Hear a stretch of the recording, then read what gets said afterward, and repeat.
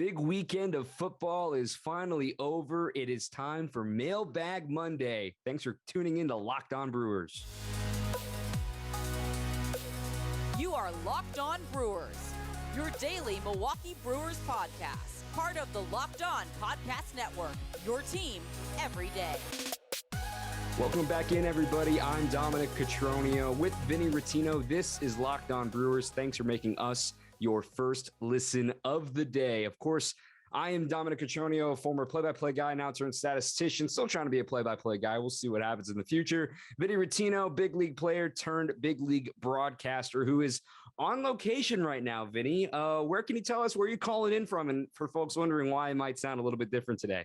Yeah, I sound a little bit different. I'm back with the old antiquated microphone here. I am in Fort Myers, Florida. I am on a little bit of a holiday, you could say. I'm in Fort Myers, Florida with a couple of one buddy and then my brother-in-law, one of my brothers-in-law, and we are having a blast playing golf down here for a few days, and it's been fantastic.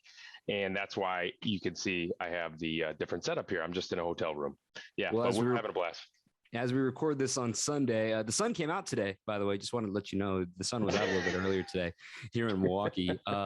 I just have laid low today. I actually went to the Marquette women's basketball game yesterday, had to work for CBS Sportsnet, and had to pain myself to watch the Cowboys and the 49ers. I was texting Jeff Levering during that. And if you're watching on YouTube, you can see my whiteboard. Don't run quarterback sneaks with 0 timeouts. We'll leave it at that. So and 14 I grew up in seconds Dallas. left. Yeah, with 14 seconds left. Yeah. It's all good.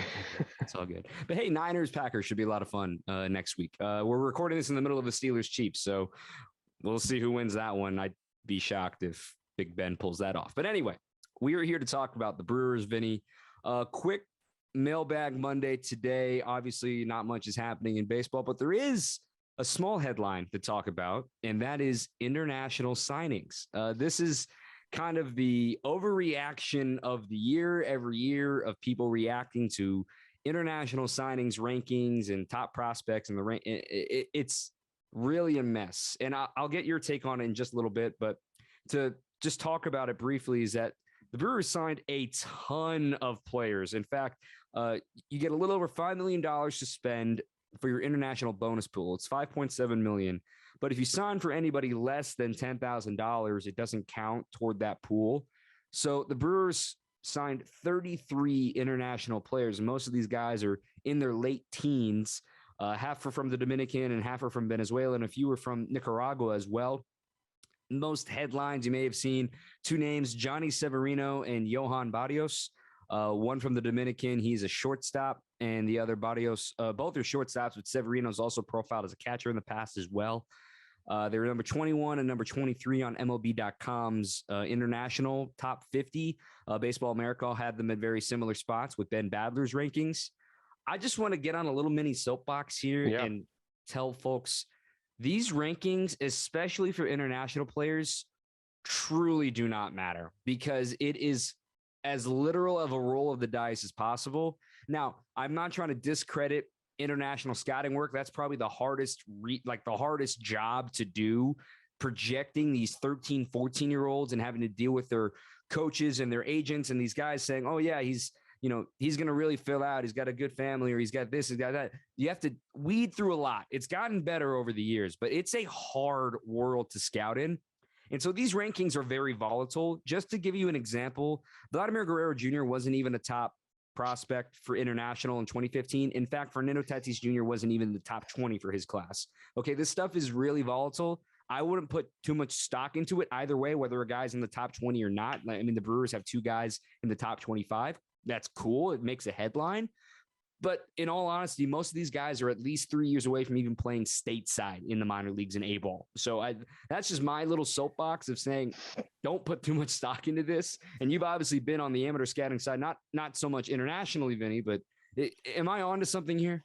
You are. In fact, I went down to the Dominican for a couple of workouts, and it is the most fascinating thing that you will ever see. You drive around all these different fields. There's dirt fields that are filled with players, and some of them are 13 and 14 years old, and these guys are being committed millions of dollars, some of them, if they are that good of a prospect.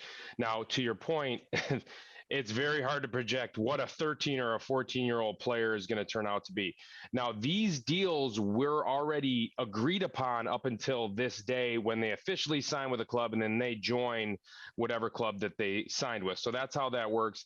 And another example of what you're talking about of how a player was on any map, maybe one of the best, maybe the best player in the major leagues, with the exception of Juan Soto, is Ronald Acuna.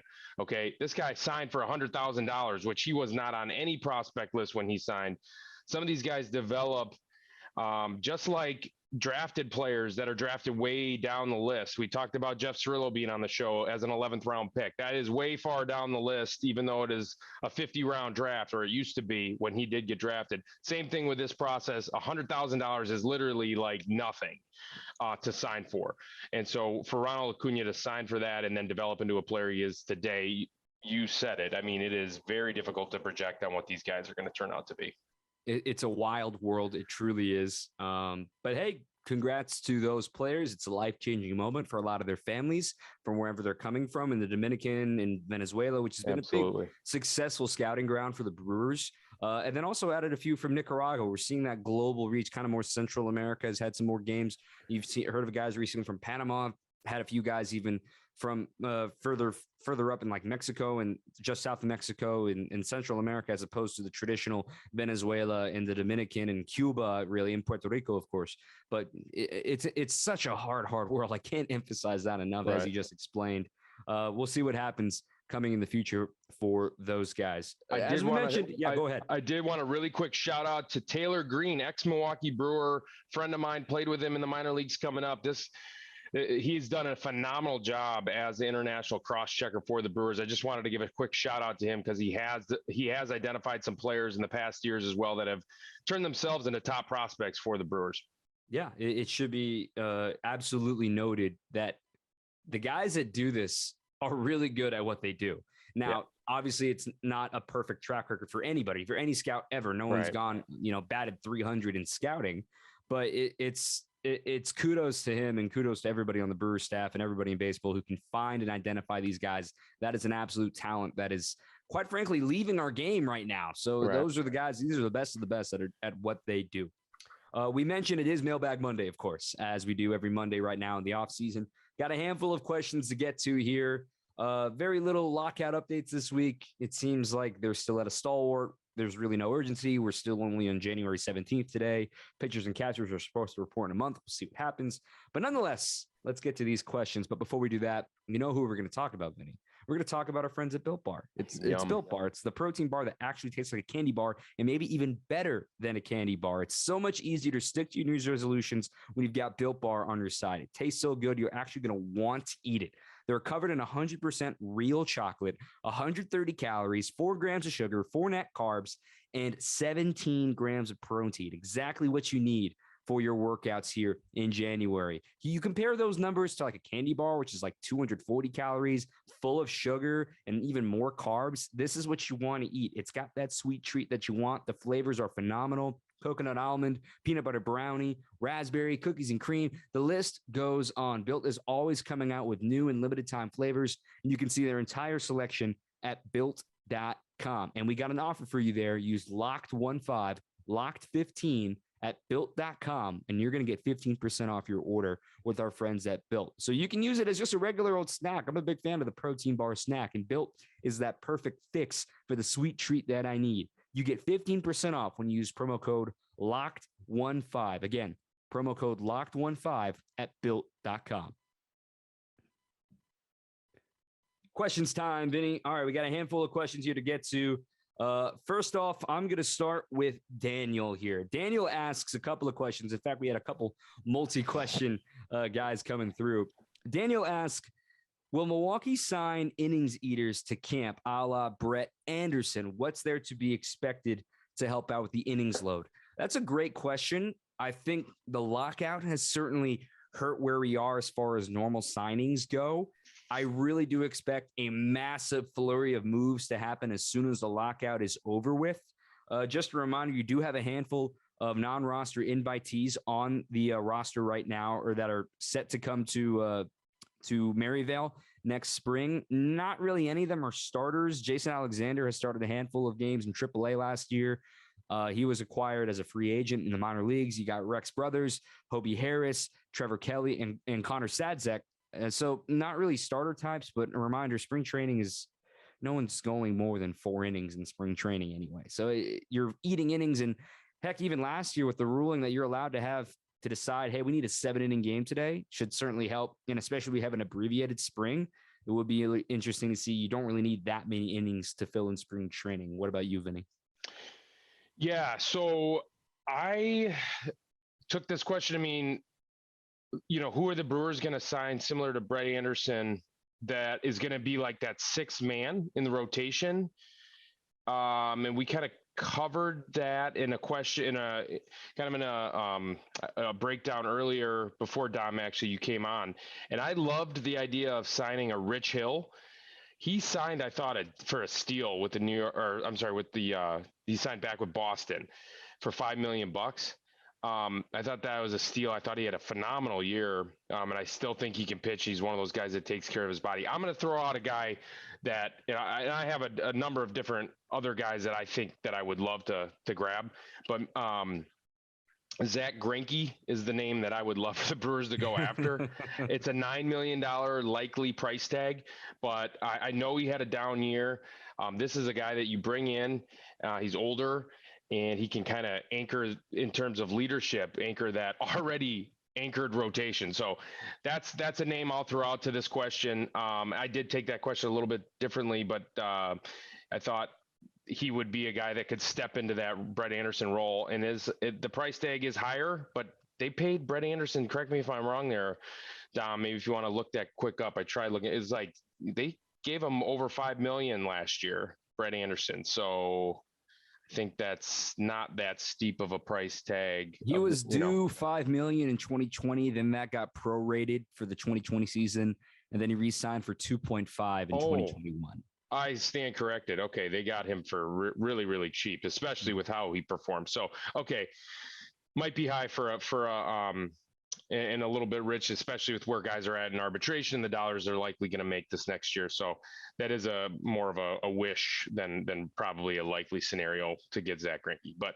anyway, yeah. But Grinky gives you an emergency bat off the bench if you need it. There you go. Especially in the World Series. So could be interesting to see. Daniel asked another question as well, similar in the pitching vein. How likely are the Brewers to re-sign Brad Boxberger and Hunter Strickland, or how likely are they to return?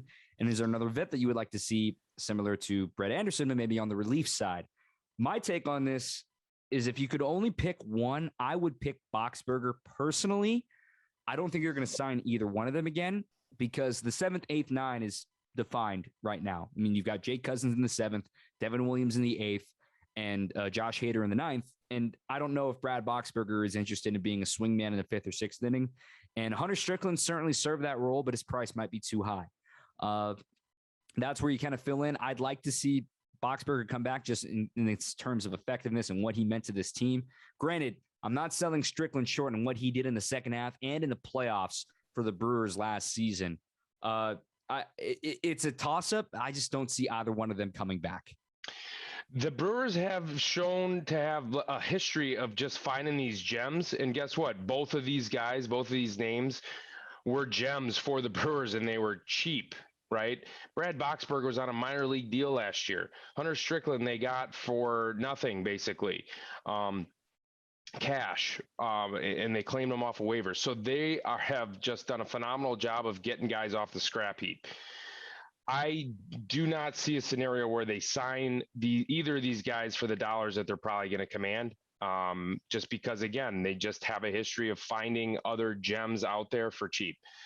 Would I like both guys? Absolutely. I mean, these guys, I think, are going to perform again, just similar to how they performed this year. But there is risk with relievers, especially Brad Boxberger, right? He threw a ton of innings. I think was he a top 10 guy for outings and innings this last year? Yes, he was. And he set a new career high in both. Exactly. So there's risk in him bouncing back and having success again. I do think he will. I think he's made some adjustments to his delivery, and I think he made some adjustments to his pitch arsenal that are going to carry over into success. He is now going to be 33 33. Correct me, Dom, on that as well. 33 or 34. So he's getting up there.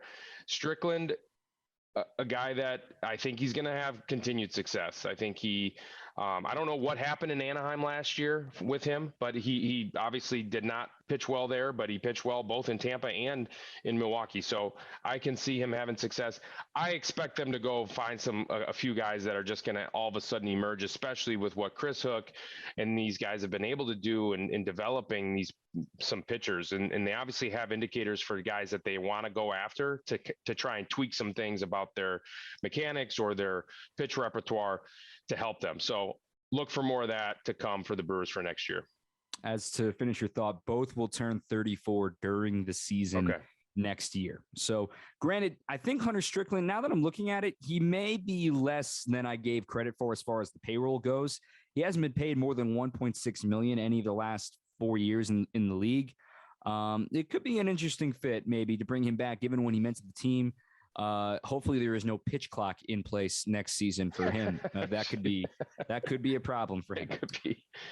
So on another lighthearted note, though, by the way, our next question came on your Instagram, Vinny, asking along the lines of, when the season ends, is it a good thing to take some time away from baseball? How long should the break be? I think this question came on the heels of, from the player perspective, right? Like what was your routine at the end of a baseball season, and what was important to you or maybe other guys at the end of a season? So I never really did a good job of figuring this out, Dom. I played winter ball 3 years. I played in the Arizona Fall League 2 years. So I never really figured out how to take a break. I always was chomping at the bit to get back as soon as the season was over, to get back and continue to try and develop. My coach growing up, I'm going to plug my coach, Jack Schiestel, longtime Racine, Wisconsin coach. He's been the man for me for a long, long time. And he's a really good friend and mentor. He taught me the game ever since I was probably 10 years old. And he would always preach that you got to take a rest after the season. I never was good at it. But I do think that is valuable. I'm a believer in it. As long as now you can continue to work out and develop your body and develop, the physical things that you need to do to continue to make your body a healthier, stronger, quicker, faster version of yourself for that next season. But but getting away from the game, I do think is important to replenish and rejuvenate yourself, because the game takes a toll on you, Dom. The game, I mean, even on this side of the game takes a toll on you. It is a mental grind. It's an everyday thing. And so getting away from it is important. Yeah, I agree with everything you said. When I was finished with minor league seasons broadcasting, I generally would have to go straight to work for my other jobs, whatever I was doing, with Learfield IMG College, or I've worked in a Macy's in the off season. But the point is, get away from baseball for a little while. I wouldn't watch the playoffs until the CS, till the pennant, unless the A's were in it and I was listening to my dad. But no, I'm with you. Take a break, get away for a little while, and see what you can experience. Maybe go on a trip. That's what I want to do next year. Things like that. I think a lot of people do that as well. For sure. Very, very good advice from the big leaguer, Vinny. As we get to our last couple questions here, we've got a really good future question coming up and a Willy Adames question. Who doesn't love Willy?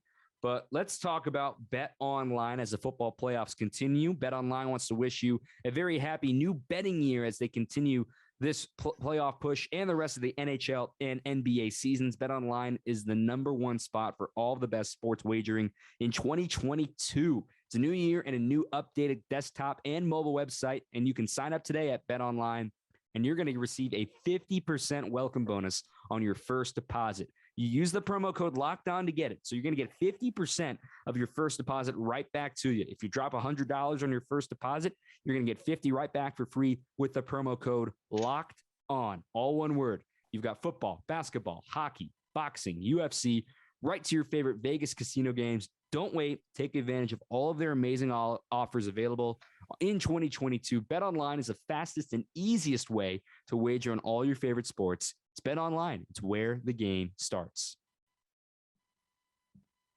Vinny, we got a few more questions here on this Mailbag Monday. Yeah. Let's get to Ian's questions here. We got a future type question from Ian. He asked, is Bryce Turang's Colton Wong's replacement at second base, or will he fill in for Luis Urias at some point this year at third base? Let's go through a couple of base things here too with Colton Wong's contract. He's owed $8.5 million this year. This is his last guaranteed year on his contract. There is a team option for 2023 that's worth $10 million, and there's a $2 million buyout on it. Now, I imagine if Colton Wong is having another spectacular season, the team would exercise that team option, and is not a mutual option. So that the Brewers could have some power in that regard if Colton continues to play the way he has been playing with the Brewers. So he's essentially under team control if that goes through for another 2 seasons. So maybe Turang wouldn't be looking at second base, but maybe more at short and third base. And then you really compare Urias and Turang.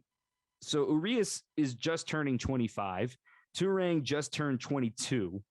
And a big key here with Urias is that he is officially a Super 2 arbitration player. What does that mean? He's accrued just enough service time that he will have a special 4 years of arbitration as opposed to 3 and having to wait another year. He made it by 4 days, Vinny. Wow. So basically, he has just enough service time that this is going to be his first year of arbitration. He's expected to make somewhere in the $2 million range. 2 to 2.5 million is what MLB Trade Rumors projects for him. So basically, you've got him under team control for 4 more years. I don't see Bryce Turang coming up and being a part-time player. I think they would want him to be getting consistent at-bats. And just a reminder, Bryce just played above Double-A for the first time this past year. He played the entire season healthy, albeit between splitting the time between Double-A and Triple-A. I don't think you're in exact rush to get him up, especially if Colton continues to play the way he plays. Does that change if Colton has a down year and the team decides to decline his option? That's where I think that comes in for Turang to fit in at second base, or maybe Urias goes there and Turang with the better arm goes to third. I think that's spot on. I do think the Brewers are going to probably want to take a look at Bryce Turang this coming season, probably in like a September type of a situation where they can expand the rosters, or if someone gets hurt. I do not think they want to rush him. I definitely think you want to hold back Bryce's service time as well. I think Bryce is going to have a monster year. I think he's going to emerge as one of the top prospects in the game. I love this kid. I think he's going to take over at second base after Colton Wong. But with that said, there's no reason to rush him. I do think they want to probably get his feet wet a little bit in the big leagues, probably in September. And then even in 2023, you kind of hold him back. He'll be on the roster at that point, hold him back again, probably in 2023. You can slow play this. It's probably not going to be the best thing for the player, his personal career, in terms of, I'm sure he's going to be wanting to be in the big leagues and not caddy behind Colton Wong and wait for Colton Wong's contract to expire. But I do think that's how it's going to play out. And I'm going to say it because it's true. This team is in a World Series window right now, and Bryce becomes a very attractive prospect in trade. So the Brewers are going to hit a crossroads this July, depending on where they are in where the team stacks up as far as injuries and who's available and things like that, where they are in the race and what needs they have pressing them immediately. And it's tough to talk about, but Bryce is going to be a subject to a lot of these trade rumors that are going to swirl around the Brewers for the next couple of seasons, given the presumed logjam that the Brewers have up the middle right now with Willy Adames just entering arbitration for the first year. You've got Colton Wong under team control for 2 years, if they so wish, and Urias under team control for 4 years of arbitration starting this year. So, like you said, not in a big rush to bring Turang up. So I think we're in agreement there. Yeah. As for our last Mailbag Monday question of the day, this is the one I think is on a lot of fans' minds, Willy Adames extension. It also came from Ian. What are the expectations for Willy next season? And is he going to be an extension candidate? Let's go ahead and start with the extension, okay? Because first of all, he's in his first year of arbitration. So that means he's got 3 more years of team control before he's owed a larger sum of money. To be fair, he's projected $4 million this season by MLB Trade Rumors.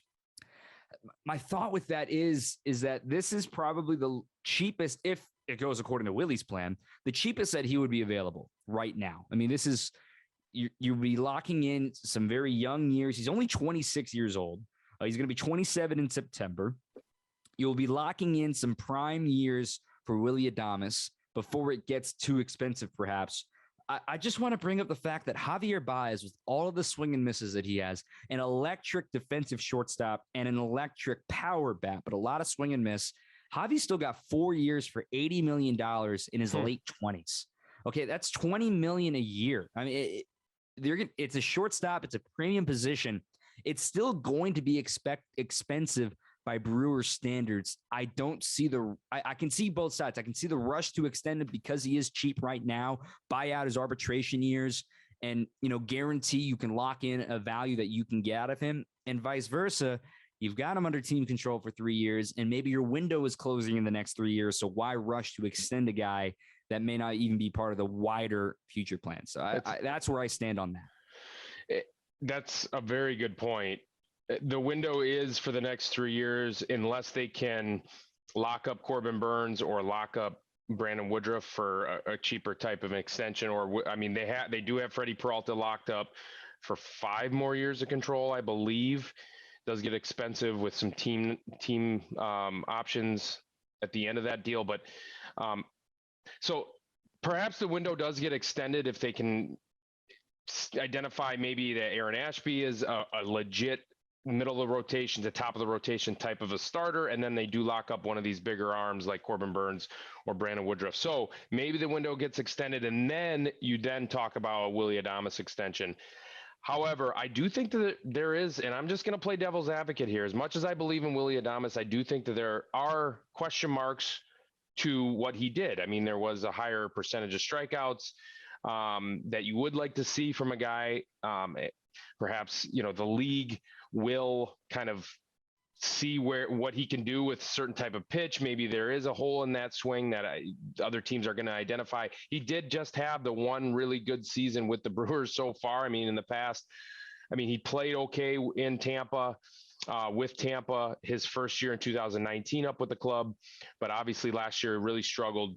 I know there was the seeing at Tropicana Field, there was that issue as well, but I'm a Willy Adames believer. I'm just saying, I'm playing devil's advocate and saying that these are the things that you want to kind of make sure of before you do lock a guy up. With the Brewers last season, in 99 games, he hit .285 with an .886 OPS. Pretty solid numbers, right? He had 20 homers with the Brewers during that stretch. Some of the projections that come out on Fangraphs are already out, and Willie is projected to be a less of a hitter this season. Projected to have a 767 OPS, but hey, what do I know? It's a computer. I'm just reading off what the computer says, a 252 average. Nonetheless, they're projecting a step back and more strikeouts, 168 strikeouts versus 156 overall this season. So that's something to keep in mind as far as how he projects this season. I don't see a reason to believe that he wouldn't produce a little less than last year, given it was such a hot and heavy summer, quite frankly, with how quick he came on. And saying a guy isn't going to regress isn't fair because this game is so dang hard. Right. And there's tape on everybody, as I like to say. Like other pitchers have tape on you. They understand how to get you out, and they have a whole season of tape with him with the Brewers. But to kind of get to your point about extending Corbin Burnes and other guys like that, 2024 is the year. Okay, 2024 is when this ends in 3 years, because this is the first year that Brandon Woodruff is arbitration eligible. 2024 will be the last year of arbitration for Willy Adames, Corbin Burnes, Eric Lauer, Brandon Woodruff, and also it'll be the third year out of 4 for Luis Urias, and Devin Williams will be in his second year of arbitration. As of now in 2024, the only ones under guaranteed contracts are Christian Yelich and Freddie Peralta.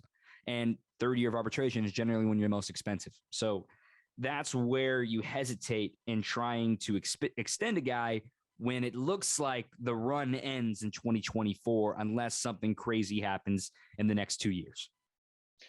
Very good point. Yeah, I definitely think that is also what the Brewers front office is taking a look at. And we might see, just depending, I don't even want to get this far down the road, but that's when you do see all of a sudden these franchises and organizations flip things around and go towards the more rebuild. You see the A's do this all the time, right? They're just masters at this. So it'll be interesting to see what happens. But hey, let's enjoy these next couple of seasons absolutely, for sure. absolutely. But I know we're both on the same page with that. But it'll be interesting to see how Stearns and company kind of navigate those waters.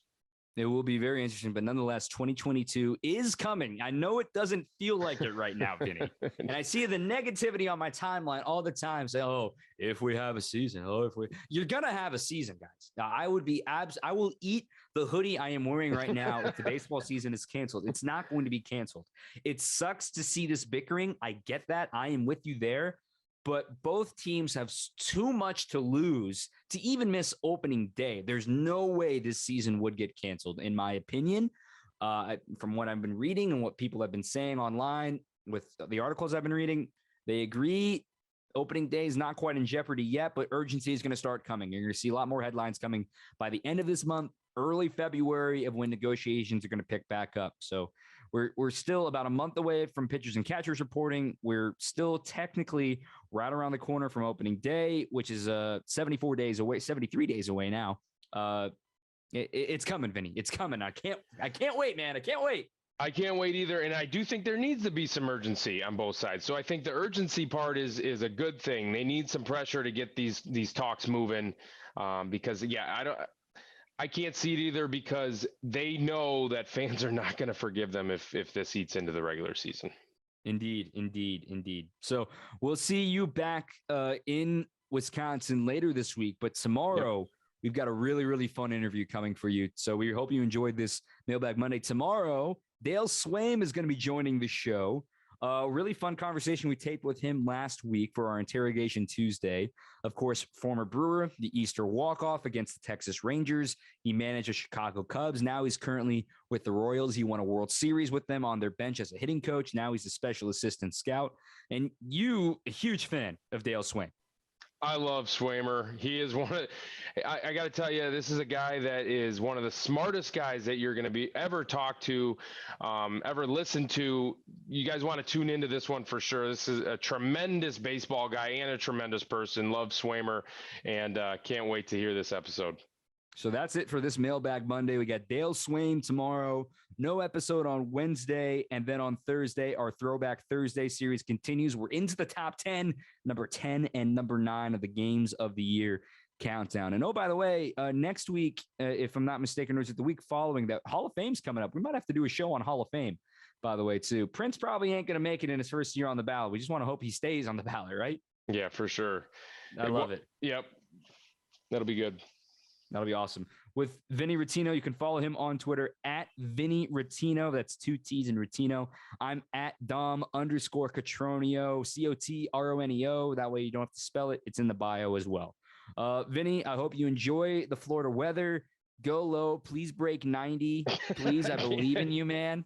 Let's get some birdies on the card. Let's go, man.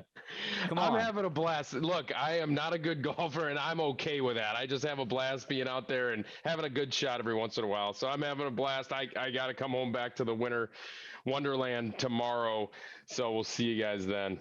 All right. Well, I'll send you my caddy rates next time too, if you want me to help you shape a few strokes off your score. But he's help. Vinny. Yeah, you need some help. I love it. He's Vinny. I'm Dominic. Thanks so much for listening. Again, Dale Swaim coming tomorrow. This has been Mailbag Monday. Thanks for making us your first listen today. This has been Locked On Brewers. You are Locked On Brewers, your daily Milwaukee Brewers podcast. Part of the Locked On Podcast Network, your team every day.